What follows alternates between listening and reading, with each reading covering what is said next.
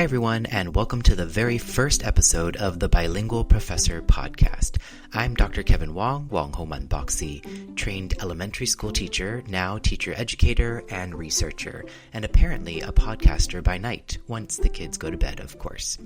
This podcast is a space for parents, teachers, and anyone who cares about bilingualism really, not just the mechanics and how-to of it, but the lived reality of it, the beautiful, messy, sometimes guilt-ridden experiences of raising or educating kids in more than one language.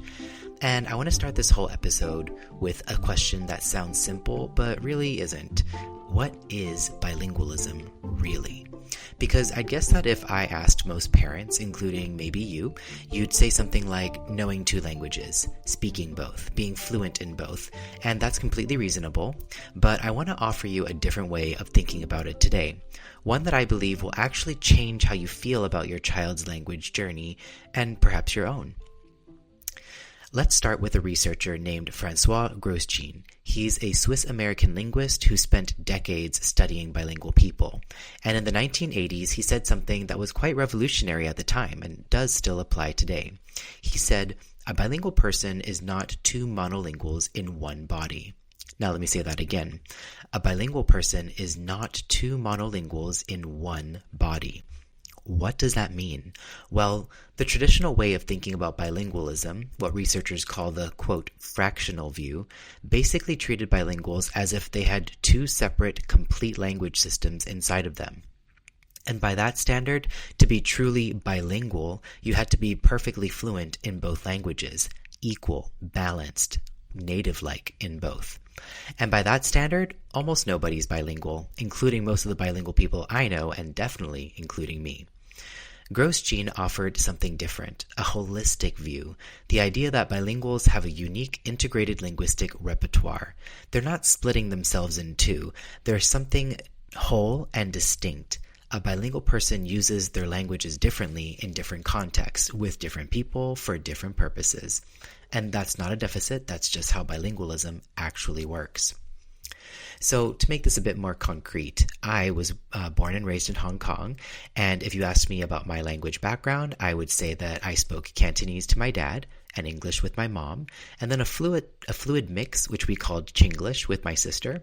I also used Cantonese accented English when I was out in society, because that's what people understood best, and all of that was wrapped up in being mixed as well in Hong Kong, which meant language wasn't just about communication, it was also about identity. Every choice about which language to use and with whom was always a choice about who I was and where I belonged or didn't. Now, was I bilingual? By the fractional view, maybe not perfectly. I wasn't identically fluent in both, but by Grosjean's holistic view, absolutely. My linguistic repertoire was layered, it was mine, it was rich, it was me. It was shaped by love, by family, by culture, and by the specific texture of growing up between two languages and two worlds. And I think that's true for a lot of us and for a lot of our kids too. Now, there's another piece of research I want to bring in here because it directly addresses one of the biggest fears I hear from parents. And maybe you've had this fear too. The fear is, if I spend time on the home language, my child will fall behind in English. A researcher named Jim Cummins spent years studying this, and what he found is actually the opposite of what most people expect. He proposed something called the Common Underlying Proficiency Model. The idea is that deep literacy skills, so these skills like reading comprehension, abstract reasoning, making inferences, these are not language specific, they actually transfer. And when a child develops strong skills in their home language, those skills become a foundation for their second, third, fourth, or fifth languages as well. You're not dividing a limited resource. You're building a shared resource that benefits all the languages that you are learning. So supporting Cantonese, Mandarin, Spanish, Tagalog, or whatever your home languages might be, that's not taking away from English. In the research, it's actually investing in English.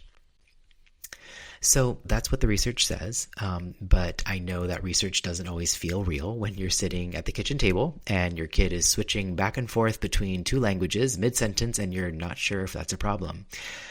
It's not. And I want to explain why. What you're observing, that mixing, that switching, has a name in research. It's called translanguaging. And it's not a sign of confusion or weakness. It's actually a sign of a sophisticated, integrated language system that is at work. Now, here's an analogy I like. Imagine a musician who plays both piano and sings. When they're performing, they don't forget the piano just because they're singing. Both those instruments, or both ways of playing music, are part of who they are as a musician. And sometimes in certain musical contexts, the most expressive thing they can do is to move fluidly between the two at the same time. Now, bilingual kids are doing something similar. They are not confused about languages. They are drawing on their full linguistic repertoire to express themselves as precisely and completely as possible. Now, this comes with a real-world tension that I want to name directly, because a lot of parents, especially those who are immigrants or heritage language speakers, have been told implicitly or explicitly that mixing languages is bad, that it means you're failing at one of them, that your child should keep them separate. Now, some of that messaging comes from schools, some comes from well-meaning family members, some of it comes from within ourselves, from our own complicated histories with language. And I'm not going to pretend that societal pressures around language don't exist. They do. There are real contexts where English fluency is gatekept and where bilingual children do face bias, and we'll talk about that on this podcast. But the research shows, and what I've seen in classrooms and what I see at home, is that bilingualism isn't a problem to manage, it's a practice to support. Now, to get a little bit more personal for a moment here, I mentioned that I'm a researcher, but I'm also a father, and I have two daughters who are in first grade and preschool. And both of them are growing up as emerging multilinguals. They're navigating Mandarin and English in our home, figuring out who they are across these two languages. And I'll be real with you, even knowing everything I know about bilingualism research, there are moments where I feel the pull of this deficit narrative, where I wonder, is her Mandarin strong enough? Is she mixing too much? Am I doing enough? And then I'll hear my 6-year-old explain something to her little sister, seamlessly switching languages mid-sentence to make sure her sister understands. And I think this is a gift. She's doing something most adults can't do, and she doesn't even know it's remarkable. And that's the reframe I want to offer you today.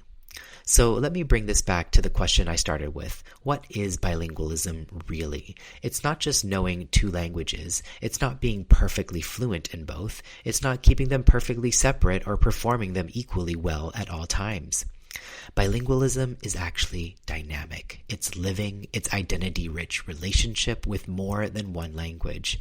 And bilingualism shifts across your lifetime. It looks different at 3 than it does at 6 and 16 and 40. It's shaped by your family, your community, your history, and your values. Now, the deficit narrative will say, my child isn't fluent enough in both languages, so they're not really bilingual. But the asset-based view says, my child has a unique linguistic repertoire that is already theirs. It will grow and change, and my job isn't to make them perfect, it's to make sure they know what they have is valuable. Now, that shift in framing changes everything. It changes what you celebrate, it changes what you stop feeling guilty about, and I genuinely believe it changes what your child internalizes about themselves and their language, and ultimately about who they are. So before I let you go, here's something I want you to sit with this week. Just one thing. Notice a moment when your child or student uses their home language or mixes languages or code switches, and instead of correcting it or feeling anxious about it, just observe it. Notice what they're expressing. Notice how natural it is for them. And if you want to take it one step further, tell them something in that language, something small, something warm, not a lesson, just making a connection. Because that's what this is really all about, not fluency or benchmarks, but connection. In the next episode, we're going to dig into one of the most persistent myths about bilingual children, the idea that they get confused, and spoiler alert, the research shows that they do not. So if today's episode resonated with you, share it with another bilingual parent or a teacher you know, and I would love to hear from you. What questions do you have about bilingualism? What's the one thing you're worrying about most or celebrate most about raising a bilingual child? I'm Dr. Kevin Wong. Thank you so much for listening to the Bilingual Professor Podcast. Hatsikina.